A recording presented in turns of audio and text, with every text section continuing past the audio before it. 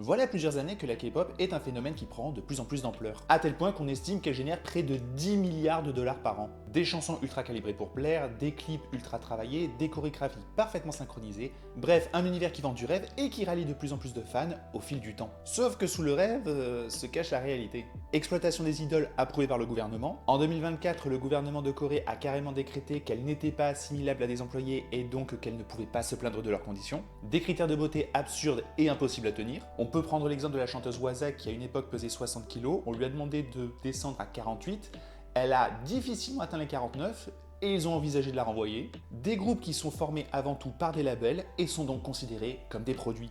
Des dérives et des traitements tellement inhumains que plusieurs de ces artistes en sont venus à mettre fin à leur vie. Un sujet passionnant donc, et ça tombe bien, c'est celui d'un film qui est sorti la semaine dernière. Un film japonais, donc on parlera de J-pop et pas de K-pop, mais on va voir qu'il y a quand même de nombreux points communs. Bonjour à tous, j'espère que vous allez bien. Aujourd'hui on parle de Love on Trial.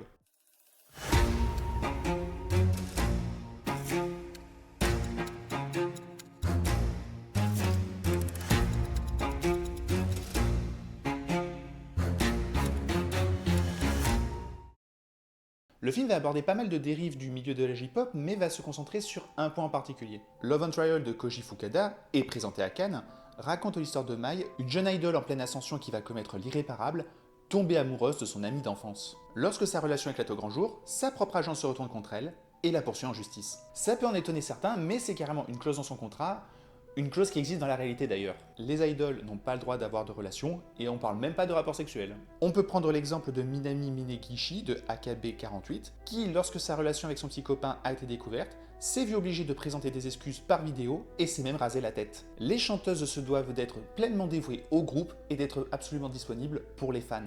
Petite précision qu'on parle ici d'un groupe féminin, donc on va prendre ça du point de vue de la femme, mais que cela marche également pour les groupes masculins. Le film va être donc divisé en deux parties. La première, la vie de Mai en tant qu'idole et ses retrouvailles avec Kei, et la seconde, le procès et ses conséquences. Autant rentrer dans le vif du sujet, j'ai adoré le film. Les persos sont ultra attachants, l'écriture est extrêmement intelligente et riche, et la mise en scène est vraiment maline. Et ce, dès l'intro qui va poser absolument toutes ces problématiques lors d'une scène de concert. Ce qui est frappant, c'est que le film refuse toute iconisation de ses idoles par des effets de caméra un peu waouh, un côté très stylé dans le numéro. Au contraire, ça va être filmé par des plans assez larges, éloignés, assez simplement avec une caméra un peu tremblotante, un peu comme si c'était un amateur, quelqu'un qui assistait au concert. Ce qui permet de voir qu'on est dans une salle assez petite, qui a un côté un peu lugubre, voire glauque. Sentiment renforcé par le contrepoint sur les spectateurs qui sont très majoritairement des hommes, qui plus est qui ont l'air beaucoup plus âgés que les chanteuses, qui ont un côté très robotique, qui connaissent les chansons par cœur. On est déjà loin d'une vision très idéalisée de la J-pop. Et cela continue avec la rencontre d'après-concert. Déjà, on voit les nombreux produits de merchandising proposés à la vente. Rappelons avant tout que ces femmes sont un business, sont un produit et ne seront ramenées qu'à ça. Mais on voit ces fans, ces hommes plus âgés, se comporter comme des groupies, connaître absolument toutes de leurs idoles, retenant la moindre information dans une petite interview ou achetant plusieurs dizaines d'albums. Cela étant dit, le film a l'intelligence de ne jamais tomber dans le manichéisme et de ne pas présenter tous ces hommes comme des êtres pervers et désespérés. Dans l'absolu, dans leur comportement, ils sont suffisamment respectueux et assez gentils. C'est juste ce décalage qui est dérangeant. Mais Love on Trial ne tombe pas dans l'extrême inverse en disant malgré tout qu'ils n'ont rien à se reprocher. On verra qu'il y a certains profils qui sont nettement plus dérangeants et problématiques. Mais on constate aussi à quel point ces filles doivent être dévouées à leurs fans. Elles les reconnaissent carrément. Elles connaissent leurs noms, leurs habitudes. Mais s'il y a des choses à dire sur les fans, il y en a encore plus à dire sur la prod, qui continuellement instaure un sentiment de compétition au sein du groupe. Par exemple, cette rencontre avec le public est un moyen pour la prod de déterminer quelle est la fille la plus populaire. Plus la file d'attente est longue, plus il y a de chances qu'elle le soit. Pareil avec tout ce qui est utilisation des réseaux sociaux. Non seulement il faut que l'on parle d'elle, il faut qu'elle fasse des lives, c'est mieux, mais il faut que l'on parle d'elle en bien. Et tous ces éléments ne seront absolument pas utilisés, par exemple, pour déterminer qui sera l'idole au centre de la Corée pour le prochain single. Sachant que même si ce n'est pas dit explicitement, si tu es au centre, tu es considéré comme la plus populaire, et si tu quittes cette place, dans ce cas, c'est que tu as perdu en popularité. Donc si tu veux retrouver ta place, tu ferais mieux de faire quelques efforts. Une compétition qui est maintenue par les membres du groupe parce que certaines sont plus déterminées que d'autres, parce que pour elles, cette vie-là est un moyen d'échapper à leur vie banale. Un moyen pour la prod de garder le contrôle sur ses filles, et ce n'est pas le seul. Je rappelle que le groupe, Happy Fanfare, si je me rappelle bien du nom, est encore en pleine ascension, ils ne sont pas ultra connus. Et autant dire que les producteurs vont à fond jouer sur ça. Ils les rabaissent en permanence, critiquant le fait qu'elles ne sont pas encore au point en termes de choré et de chant. Elles vont bientôt être le numéro principal d'une compète d'idoles, mais on leur répète que, vu leur qualité actuelle, elles vont simplement se ridiculiser, qu'elles ne répètent pas assez, etc.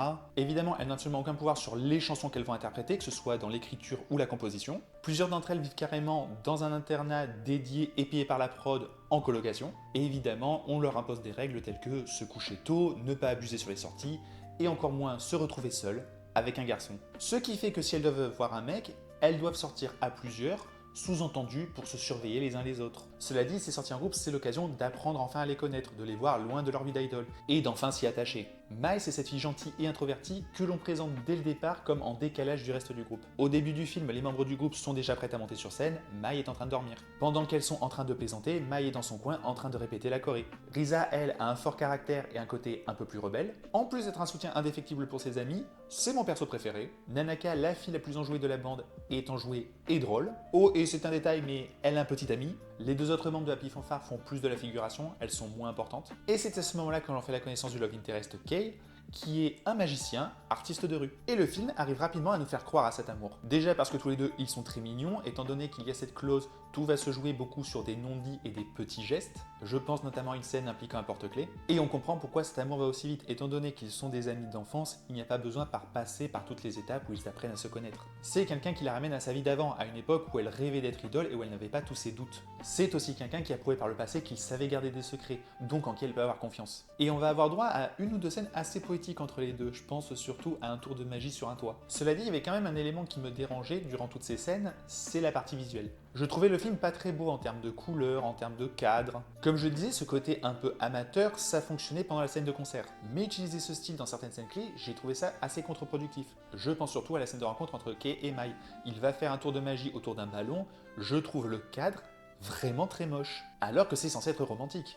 Donc assez déçu d'un point de vue visuel, par contre l'écriture, elle, est vraiment soignée. Tout au long du film, on va avoir droit à énormément de jeux de miroirs entre les différents aspects des personnages. Déjà, comme je le disais, la différence entre leur vie publique et leur vie privée. C'est particulièrement parlant lors d'une scène de karaoké où on les voit sourire, s'éclater, à la différence des scènes de concert qui sont extrêmement cadrées, calibrées. Un parallèle aussi fait entre Mai et Kay du point de vue de l'art. Elle a une certaine notoriété mais n'est pas satisfaite ni de sa vie ni de ce qu'elle produit. A l'inverse, Kay est un artiste de rue absolument inconnu et vivant dans son van, mais qui se satisfait de faire des tours de magie pour 3-4 personnes. Mai et Nanaka se retrouvent toutes les deux dans la situation où elles ont un petit ami, vont passer par les mêmes étapes, mais ne vont pas avoir les mêmes réactions et les mêmes décisions. En un sens, un parallèle aussi entre Mai et Risa, quand bien même ce ne sera pas directement explicité. Et lorsque les filles se rendent au zoo, la caméra a tendance à faire un parallèle entre les animaux enfermés en cage et ces filles bridées par la prod, avec dans les deux cas un public qui vient les observer. Une première partie donc déjà très riche et à charge contre le milieu de la J-pop sans tomber dans le manichéisme, et qui met en place tous les éléments pour la seconde partie parce que évidemment il fallait bien que la relation entre Mai et Kay soit dévoilée, ce qui mène au procès. Et d'un seul coup, la caméra est stable, on a des mouvements beaucoup plus fluides, des cadres beaucoup plus travaillés. Il y a des idées de mise en scène, dont une que je retiens particulièrement et qui concerne Nanaka qui a un discours dans sa chambre et qui est à contre-jour. Preuve en est que depuis le début, le visuel est vraiment réfléchi et qu'on a de vraies intentions d'auteur. Le film va toujours éviter de tomber dans le pur manichéisme parce que quand bien même tout ce qui arrive à Mai est injuste, la façon dont elle va rompre son contrat, c'est un peu la pire des manières qu'elle pouvait faire. Par contre, Love on Trial va réellement dénoncer ce système qui permet la création d'une clause qui empêche les idoles d'être en couple. Parce que dans l'absolu, la clause n'est pas cachée, elle est dans le contrat. Donc, si tu signes le contrat, c'est bien que tu es d'accord pour respecter cette clause. Donc, où est le mal? Et si tu n'es pas d'accord avec cette clause, il n'y a pas de souci. Tu ne signes pas le contrat. Juste, tu ne deviens pas une idole. Et tu ne réalises pas ton rêve. Vraiment, aucune pression. Sans compter que dans la majorité des cas, ces filles, lorsqu'elles signent ce contrat, sont très jeunes, voire mineures, et donc elles ne comprennent pas ce à quoi elles renoncent. Et si jamais elles osent enfreindre cette clause et tomber amoureuses, quelle idée, alors là, autant dire qu'elles vont le sentir passer. La prod se fera bien une joie de les engueuler, de leur dire à quel point elles ont trahi l'équipe, le groupe, les fans. Le système va jusqu'à se nourrir de lui-même et perpétrer un cycle parce que leur manageuse est elle-même une ancienne idole qui avait accepté ces clauses. Et si vous attendez un minimum de soutien des fans, autant oublier. Insulte, slut-shaming, voire agression, à se poser la question que même si on arrivait à supprimer définitivement cette clause des contrats, est-ce que ça changerait vraiment quelque chose? Peu importe par quel bout on le prend, tout le monde s'accorde à dire qu'au fond les idoles restent un produit et vont donc les déshumaniser. Et évidemment que toute cette procédure va avoir un impact sur notre joli couple, d'autant plus que les deux ne vivent pas ces événements de la même manière. Pour Kay, ce monde de la J-pop n'a pas d'importance, donc il veut surtout juste en finir. Mais pour Mai, quand bien même elle a quitté un milieu toxique, ça restait son rêve. Et surtout cette bataille, ce n'est pas seulement la sienne, c'est celle pour son amie Nanaka et celle pour les générations futures. On retrouve ces effets miroirs présents dans la première partie. À nouveau la vision de l'art entre Kay et Mai, le fait que lui soit un homme et elle une femme, ça joue aussi, mais également la perception de ce milieu. Et un dernier élément que met en avant le film pour montrer le contrôle du système sur les idoles, l'argent. Un procès, c'est long et ça coûte cher. Et là, je parle seulement des frais de procédure, mais il faut aussi partir du principe que potentiellement ils vont perdre et vont donc devoir énormément de dommages et intérêts. Et vu que la plupart des idoles sont issus des classes populaires, devoir payer plusieurs millions de dommages et intérêts, ça peut en décourager certains. Love on Trial, c'est un excellent film brassant énormément de thématiques avec énormément de richesse et de complexité. Je ne peux que vous le conseiller. Mais ce n'est pas le seul film à avoir parlé récemment du milieu de la pop asiatique. En effet, vous l'avez vu dans le titre, l'année dernière est sorti un autre petit phénomène. Je veux bien sûr parler de K-pop Demon Hunters. Ça fait un petit moment que je voulais faire une vidéo sur ce film, parce qu'au-delà du pur kiff que ça représente en termes de visuel, de chansons, d'humour, etc., il y a quand même tout un sous-propos vachement plus profond. Alors évidemment, l'importance de la sororité, dans le parcours de Romy, tout ce qui a trait à l'acceptation de soi, on peut y voir une métaphore LGBT. Mais ce qui m'intéresse ici, c'est plutôt le parallèle que l'on peut faire avec Love on Trial sur les coulisses du monde de la pop asiatique. Parce qu'en apparence, on pourrait y voir une version idéalisée, voire mensongère du milieu de la K-pop. Moi, j'y vois plutôt une critique par le contre-pied. Déjà dès l'intro où, pour les fans, elles vont se gaver de nourriture, de malbouffe, elles vont carrément rôter. Et Rumi qui avale un long truc cylindrique, venez pas me dire qu'il n'y a pas de sous-texte graveleux. Elles mangent la bouche ouverte, font des grimaces, grimaces qui reviendront tout le long du film d'ailleurs. Elles ne sont pas montrées à leur avantage. Dès le début, il y a une destruction de l'image de l'idole telle qu'on la connaît. Bon, elle reste trois belles femmes minces, mais bon, personne n'est parfait. C'est trop gros pour ne pas être intentionnel. Quand on connaît cet univers, quand on sait à quel point la notion de poids, de nourriture et de sexualité est aussi importante, on ne peut pas faire une telle intro par hasard. Surtout si on ajoute les autres éléments au cours du film. Ce sont des femmes ultra badass qui ne se laissent pas faire, indépendantes. Leurs fans sont présentés comme étant divers et variés en termes d'âge et de genre et sont dépourvus de toxicité. Leurs managers et l'équipe qui les entoure les respectent et les soutiennent. Et ce sont elles qui écrivent, produisent et chorégraphient leurs propres chansons. Et lorsqu'elles se rapprochent de la réalité du monde de la K-pop, je pense à Rumi qui bosse beaucoup trop, cela lui porte préjudice.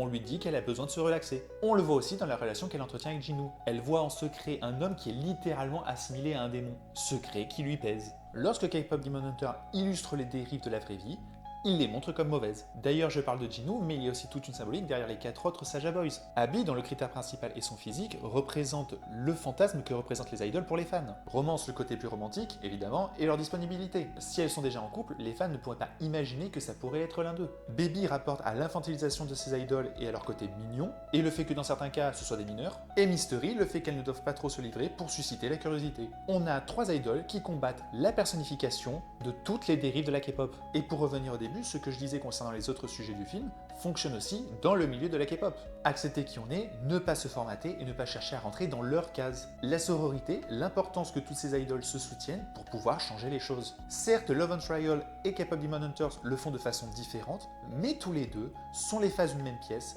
dénonçant les dérives et les problèmes qu'il y a dans le milieu de la hip-hop.